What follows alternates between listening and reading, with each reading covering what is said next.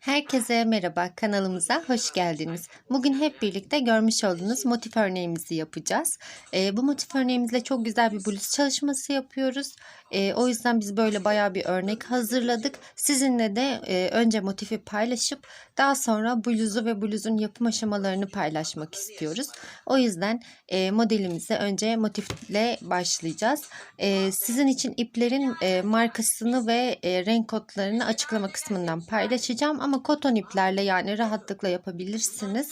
Renk tonlarını tabii ki de istediğiniz gibi seçebilirsiniz. Ben burada kullandığım renk tonlarını sizin için açıklama kısmında paylaşacağım. Sormak istediğiniz herhangi bir şey olursa da Instagram hesabımızdan bizimle iletişime geçip öğrenebilirsiniz. Motifimizin yapım aşamalarına başlayabiliriz. Modelimizin başlangıcında önce kahverengi ipimizle sihirli halkamızı yapıyoruz. Daha sonra şöyle ipimizi geçirip 1, 2 ve 3 zincir çekiyoruz. Bu sihirli halkanın içerisine toplam 8 tane kutucuk yapacağız. Onu da trabzanlarla yani şu şekilde yapıyoruz. Şöyle ipimizi aldık. Sihirli halkamızın şöyle bir saniye düzelteyim. Şöyle sihirli halkamızın içerisine bir trabzan yapıyoruz. Şu bizim birinci kutucuğumuz oldu. Daha sonra araya bir zincir çekiyoruz ve yine ipimizi dolayıp bir trabzan daha. Bu da ikinci kutucuğumuz oldu. Yine aynı şekilde bir zincir çekiyoruz ve yine sihirli halkamızın içerisine bir trabzan daha. Bu da üçüncü kutucuğumuz. Şimdi toplam 8 tane olacak şekilde yapalım. Videomuza daha sonra hem şu kahverengi ipimizin bitişiyle pembe ipimizin de başlangıcıyla devam edelim. Şimdi şöyle gördüğünüz gibi ilk başladığımız yer 1, 2, 3, 4, 5, 6 ve 7 tane kutucuğumuz oldu. Sonuncuyu şöyle yapıyoruz.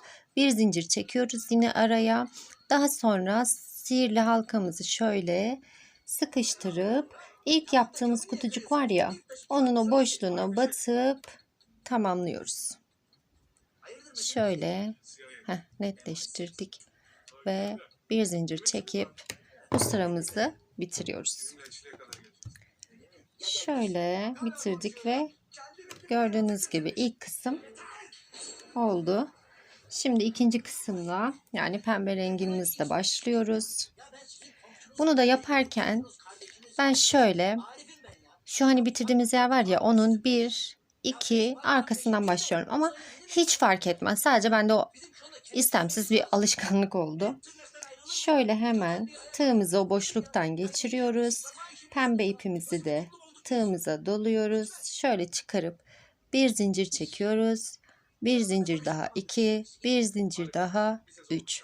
Şimdi burada çiçek görünümü vermek için trabzanlarımızı örmeden toplayacağız. Yani şu şekilde. Şöyle ipimizi doladık. Aynı boşluğun içerisine şöyle bu zincirimiz 1 sayılıyor. Şöyle 2 ipimizi doladık. 3 ipimizi doladık. 4 ipimizi doladık. 5. Şimdi bu trabzanlarımızın hepsini şöyle ipimizi alıp bir geçiriyoruz ve bir zincir çekiyoruz.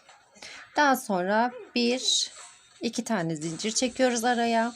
Yine ipimizi dolayıp hemen yanındaki boşluğa batıyoruz ve yine iplerimizi topluyoruz. Bu 1. Yine ipimizi doladık. 2. Yine ipimizi doladık. 3. 4 ve 5. Bu şekilde topladık. Yine aynı şekilde hepsinin içerisinden geçirip bir zincir çekiyoruz. İkinci boşluğumuzu da bu şekilde doldurduk. Bir kere daha beraber yapalım. Yine araya 1, 2 zincir. Zaten bu zincirimizle beraber 3 zincir sayabiliriz. Şimdi ikinci yani devamındaki boşluğa aynı şekilde toplamaya devam ediyoruz. 1. Yine 2. 3. 4 ve 5. Yine 5 tane topladık. Hepsini bir aldık. 1, 2, 3. 3 tane oldu. Şimdi her boşluğa aynı şekilde yapacağımız için toplam gördüğünüz gibi 8 tane böyle biz popcorn diyebiliriz. Bu şekilde pembe rengimizle sıramızı tamamlayacağız. Biz de şimdi tamamlayalım. Yeşil renkle hem sıra bitişinde pembenin ve daha sonra da yeşil renkle başlangıcımızla videomuza devam edelim. Toplamda 8 tane gördüğünüz gibi popcornumuz oldu. Yine araya 3 tane zincirimizi çektik. Şöyle ben ipimi biraz uzun kestim ve ilk yaptığımız popcornumuzun şurada zincir çekmiştik ya, hemen oraya batıyoruz. Şöyle ipimizi çıkarıp şöyle zincirimizin arasından geçiriyoruz. Bir zincir çekiyoruz ve sıramızı bitiriyoruz. Şimdi yeşil renkle sıramıza başlayacağız. Yeşil renkle de şöyle şurada ipimizi bıraktığımız şu kısım var ya, şurası oluyor yani. Şöyle hemen 1 2 şuradan başlıyorum. Şöyle ipimi alıyorum. 1 2 3 bu şekilde 3 tane zincir çektim. Şimdi yanına bir trabzan, yani bu ikinci trabzan sayılıyor zincirle beraber. Daha sonra tekrar yine bir trabzan daha.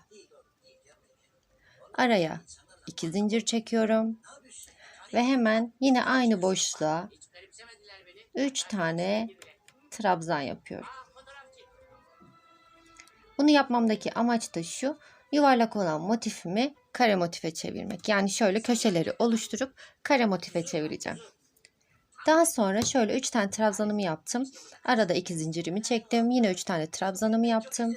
Araya 1 2 tane zincir çekiyorum. Ve şu iki popcorn arasında hani zincir çekmiştik ya, orada hemen hemen ortasına şöyle tığımla batıp şöyle yeşil ipimi geçiriyorum ve şu şekilde ipimi geçiriyorum. Daha sonra yine 1 2 tane zincir çekiyorum. Burada 2 tane zincir çektiğim için aynı şekilde buraya da 2 tane zincir çekiyorum ve ipimi dolayıp hemen bu yanındaki popcorn'un şu boşluk var ya, ikisi arası yine. Oraya 3 tane trabzan yapıyorum. Bu şekilde köşeleri oluşturmuş oluyorum. Yine ikinci trabzanım ve üçüncü trabzanım. Şu şekilde birazcık, evet, şöyle sabitleyelim. Yine araya 2 zincir. Yine aynı boşluğa 3 tane trabzan. 2 ve 3. Şimdi bu köşemizi de yaptık. Yine aynı şekilde 1 2 tane zincir çekiyorum. Şu iki popcornumun arasında şöyle yine ortası gibi olan yere diyor dediğim gibi batıp şöyle ipimi zincirimden geçiriyorum. Yine araya 1 2 zincir ve tekrar bu iki popcorn arasına bir köşe daha yapıyorum. Yani 3 tane trabzan ve araya 2 zincir. Yine aynı boşluğun içerisine 1 2 ve 3 tane trabzan. Şimdi yine aynı şekilde 2 zincir çekip şuradaki şu boşluktaki orta kısma yine batıyorum. Daha sonra şurada da bir köşe oluşturup daha sonra yine burada aynı şekilde 2 tane zincir çekip araya batıp, yani bu köşede yaptığım işlemlerin aynısını yapıyorum ve daha sonra beyaz renkle modelime devam ediyorum. Sıramı şöyle ilk zincir çektiğim kısım vardı ya, oraya batıp tamamlıyorum. Bunu da göstereyim. En azından merak edenler, görmek isteyenler için de elinizde bulunsun. Şimdi beyaz ipimle etrafını yine aynı şekilde döneceğiz. Şöyle şu köşeden başlayacağım. Bu köşenin hemen ortasından şöyle beyaz ipimi geçiriyorum. Arkadan da beyaz ipimi tutuyorum ki burada önce bağlayana kadar ipim geçmesin, uzamasın diye. Şöyle 1 2 ve 3 zincir çekiyorum. Ve yanına hemen aynı boşluğa bir trabzan daha. Şöyle 2 trabzan yapmış oluyorum. Hemen araya 2 zincirimi çekiyorum. Ve tekrar aynı boşluğun içerisine 2 tane trabzan yapıyorum. Şöyle köşemi yapmış oldum. Köşelerde araya 2 zincir çekiyorum yani. Şimdi şu köşeye gelene kadar aralarda hiçbir zincir çekmeden trabzanlarımı yapacağım. Şöyle hemen gördüğünüz gibi şu boşluktan başlıyorum. Şöyle bir trabzan. Hemen yanındaki boşluğa bir trabzan. Hemen yanındaki boşluğa bir trabzan. Şimdi şurada şöyle bir şey yapacağım, yani şu orta kısımda. Şöyle ipimi dolayıp bu sefer tam bu pembe var ya, pembenin oradan geçirip trabzanımı burada yapacağım. Böyle büyük bir ikili trabzan olmuş olacak. Ve buraya toplam 4 tane bu şekilde trabzan yapacağım. Bu ikinci trabzanım. Bu üçüncü trabzanım. Bu da dördüncü trabzanım. Şöyle gördüğünüz gibi ne yaptık? Önce köşeyi yaptık. Daha sonra şuradaki 3 trabzanımızın üzerine yine 3 trabzan. Bu boşluğa da 4 tane trabzan yaptık. Yana doğru geçerken buraya yine 3 tane trabzanımızın üzerine 3 tane trabzan yapacağız. Şöyle birinci trabzanımız, hemen ikinci trabzanın üstünde battık. İkinci trabzanımız, üçüncü trabzanın üstünde üçüncü trabzan. Ve bu boşlukta yine bir köşe daha yapıyoruz. Bir trabzan, ikinci trabzan ve araya 2 zincirle yine aynı boşluğun içerisinde 2 tane trabzan yapıyorum. Şöyle görmüş olduğunuz gibi köşeyi de yapmış oldum. Ve şurada bir kere daha göstereyim bunu. Şöyle yine hemen trabzanımızın tepesine şuraya birinci trabzan, hemen yanındaki trabzanımızın tepesine 2 ve 3. Ve burada yine aynı şekilde şu iki pembenin arasından toplam 4 tane trabzanımızı yapıyoruz. 1 2 3 ve 4. Bu şekilde toplam 4 tane yaptım.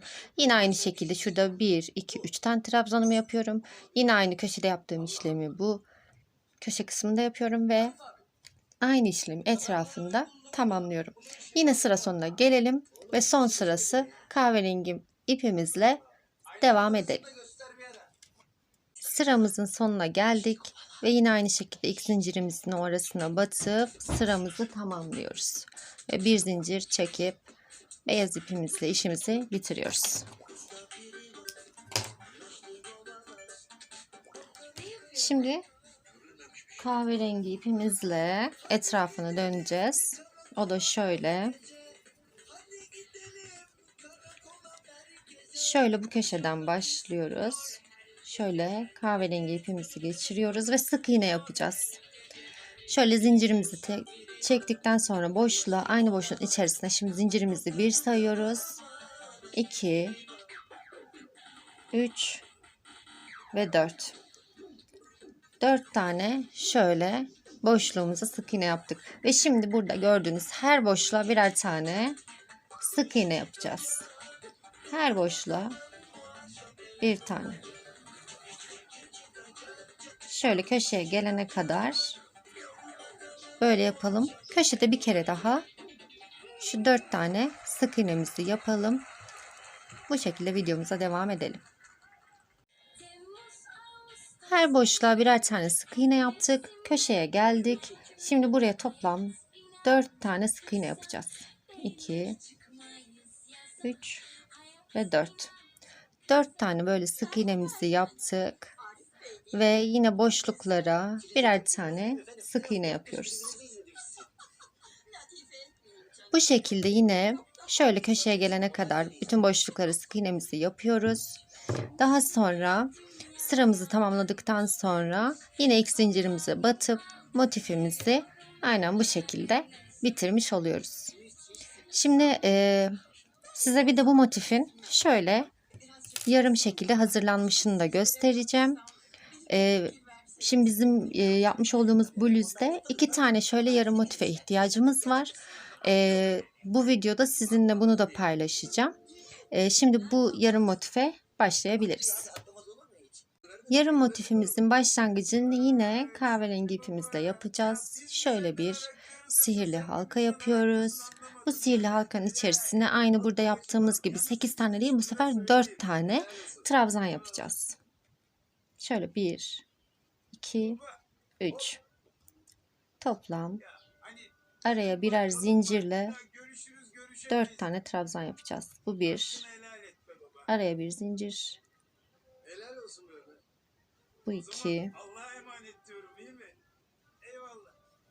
Araya bir zincir. 3. Araya bir zincir. Ve 4. Şöyle bir zincir çekip kahverengi ipimizi kesiyoruz. Ve şöyle yapacağız. Bir de şuradaki sihirli halkamızı şöyle küçültüyoruz. İkinci sıramıza pembe ipimizle başlayacağız.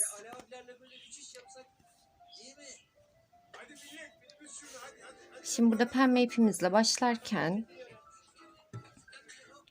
şöyle 3 zincirle başlayacağız yine. Hemen şu ilk boşluğumuz vardı ya, ilk kutucuk hatta dediğimiz, oraya tığımızı geçirdik. Pembe ipimizi geçiriyoruz. 1, 2, 3 tane zincir çekiyoruz. Şimdi bu 3 tane zincir çektikten sonra şuraya toplamda 5 tane, hani popcorn yapmıştık ya, onu yapıyoruz. Bu başlangıç sayılacağı için bunu daha sonraki sırada sadece hani şu zincir şu duruş şeklini sağlayabilmek için zincirimizi saymıyoruz burada sadece. Hemen boşluğa 1, 2, 3, 4 ve 5. Şöyle hepsini bir aldık. 1 kapadık ve 1, 2. Şöyle göründü galiba. Yine aynı şekilde ikinci boşluğumuz, buraya 1. İkinci trabzanımızı çekiyoruz. 3, 4, 5. Hepsini bir alıyoruz. 1, 2, 3 zincir. Tekrar hemen yanındaki boşluğa 1, 2, 3, 4, 5. Yine hepsini bir alıyoruz. Araya zincirimizi çekiyoruz. Ve şöyle son boşluğumuzu da yine son popcornumuzu yapıyoruz. Hepsini bir alıyoruz. Şurada gördüğünüz gibi şurada bunu aldıktan sonra sıramızda yine 3 zincir çekip aynı yere batacağız. Şöyle 2 ve şuradan ipimizi yine aynı yere battık ve bu şekilde kapadık. Bir zincir. Bunu da kapattık. Bu işlemleri sırayla bu şekilde kapatmadan videoyu devam ediyorum. Çünkü hani hepsini görün. Takip etmek isteyenler, sırasını merak edenler rahatlıkla buradan görebilsin diye. Bu da tamam. Şimdi yeşil renkle. Şimdi yeşil renkle hemen 3 zincirimizle yine başlıyoruz. Şurada gördüğünüz gibi. Onu da nasıl yapıyoruz biliyor musunuz? Şu ilk zincir çektiğimiz yer var ya, sonra popcorn yapmıştık. Hemen o araya batıyoruz. İlk zincirle o popcornun arasına batıp yeşil ipimizi çıkarıyoruz. 1, 2, 3. Şurada gördüğünüz aynı işlem. Sonra aynı yere, hani şurada köşelerde 3'er tane trabzan yapıyorduk ya. Bu da bizim bir köşemiz olacağı için şimdi hemen bir trabzan, 2 trabzan ve 3. trabzanımızı yapıyoruz. Daha sonra bu şimdi yarısı olacağı için araya 2 tane zincir çekiyorum. Şu 2 pembe arasına batıp, hani orta yere batıyorduk ya, sabitliyorduk şöyle. Zincirimizin arasından geçirdik. Yine araya 2 zincir çekiyoruz ve şu 2 popcornun arasında önce 3 tane trabzan yapıyoruz. 1, 2 ve 3. Daha sonra araya 2 zincir ve 1, 2, 3. Yani şu yarısını düşünün şöyle. Şu işlemi yapıyoruz. Şuradayız şu an. Daha sonra 2 zincir çekiyoruz. Ve yine arada şurada zincirimize batıyoruz. Şöyle zincirimizin arasından geçiriyoruz. 2 zincir çekiyoruz. Ve en son yaptığımız 3 zincirle popcornumuzun arasına 3 tane trabzan. 1, 2 ve 3. Daha sonra şurada gördüğünüz gibi bakın.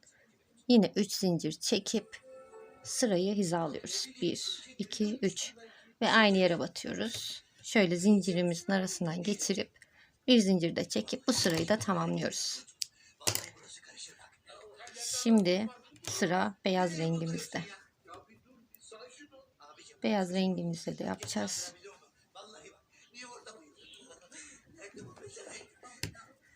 Şimdi beyaz rengimizle de başlarken yine gördüğünüz gibi 3 zincirle başlayacağız.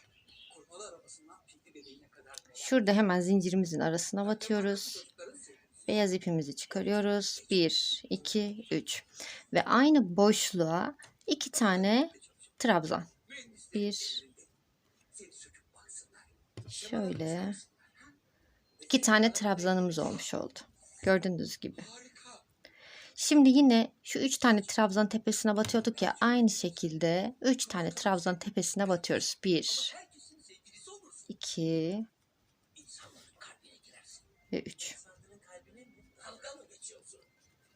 Şimdi burada 2 pembe arasına batıp uzun trabzan yapıyorduk ya. Şimdi yine aynı işlemi yapıyoruz.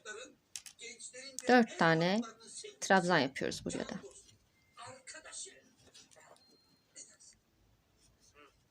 Üç ve 4. Bu şekilde. Daha sonra şöyle yine 3 tane trabzanımızın tepesine batıyoruz. 1, 2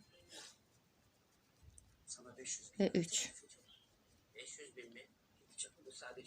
Şurada köşe işlemi yapıyoruz. Oraya da önce 2 tane trabzan, aynı boşluğa 2 trabzan, araya 2 zincir, 2 zincir çektik ve yine tekrar aynı boşluğa 2 tane trabzan. 1, 2. Bu şekilde şurada köşemizi de oluşturmuş olduk. Şöyle.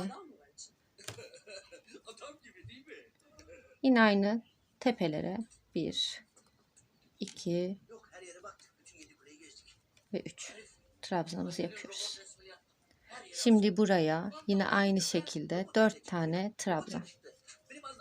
1, 2, 3, 4.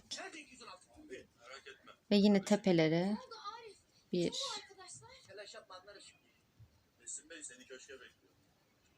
2 ve 3. Şurada gördüğünüz gibi şimdi son işlemi yaparken bakın 3 tane yaptık ya, zincirimiz içinde son bir tane. Şöyle 1, 2, 3 ve zincire batıyoruz. Şöyle yine aynı şekilde kapatıp bir zincirimizi çekip beyazla da işlemimizi bitiriyoruz ve en son kahverengi ipimizle yine etrafını dönüp artık tamamen sıramızı bitirmiş olacağız. Son etrafını kahverengimizle dolanacağız ve artık bitirmiş olacağız bu motifimizi de. Yine zincirimizin arasına batıyoruz. İpimizi çekiyoruz. Bir zincir çektik. Araya bir tane daha sık iğne. Şimdi buradan şu ortaya kadar bütün bu boşluklar var ya, oralara hep tekrar teker teker sık iğne yapacağız. Böylelikle köşe kısma kadar düz bu şekilde ilerleyeceğiz ve yine köşede 4 tane bu boşluğun içerisinde 4 tane yapıyorduk ya, 4 tane sık iğne yapacağız. Şimdi şöyle köşe kısmına gelelim. Şöyle geldik ve araya 4 tane 1 2 3 4 tane şöyle sık iğnemizi yaptık. Buradan başlayıp son yere kadar da sık iğnelerimizi yapacağız. Tekrar şu zincirimizin olduğu yere, son yere, yani 2 tane sık iğne yapıp artık bu motifimizi de bitireceğiz. Şimdi bunu da tamamlayalım ve videomuzun sonuna gelelim. Son 2 tane sık iğnemizi de yaptıktan sonra şöyle motifimizin şöyle yarım hali de hazır. Bu şekilde 2 tane de örnek paylaşmış olduk sizinle. Umarım anlatımımızı beğenmişsinizdir. Tekrar yeni bir videoda, yeni bir modelde görüşmek üzere. Düşüncelerinizi, yorumlarınızı bizimle paylaşmayı unutmayın. Tekrar görüşmek üzere. Hoşça kalın.